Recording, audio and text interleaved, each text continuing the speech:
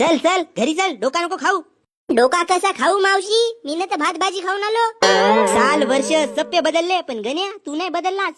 एक वेळ बदललो होतो मावशी, पण दुसऱ्या दिवशी माझ्या बापानं चमडे काढले. काऊन? बिडी नव्हतं पेत तर बिडी पिवायला लागलो ना. बकऱ्या असा बदलतेत का? वाईट आता चांगला होतेत.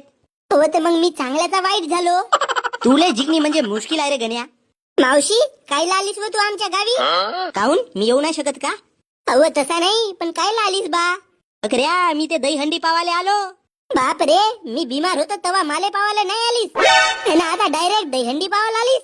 अरे मी येत होतो, पण काकाजीला वेळेवर काम आला. पहिन मग हे काकाजी आहे ना माझे भाऊजी, दोघही एकाच माळातले म्हणी. पण मला माहित आहे तू काऊन नाही आलीस तर. काऊन? तुला वाटला का गण्याला मी पावायला जाईन ते बिस्किटचे पुढे घेऊन जावं लागल? बिस्कुटच्या पुड्याचे पैसे वाचले पाहिजे म्हणून तू आलीस नाही मला पावायला. ए तसं नाही ना. तू नको सांगू मावशी, माझी माय आहे ना तू, एक नंबरची कंजूसा.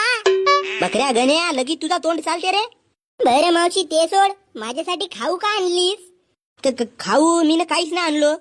आता हे वापस ट्रेन लागते मावशी, हा सामान टाकून देतो या डब्यात. तू नको येऊ आमच्या घरी.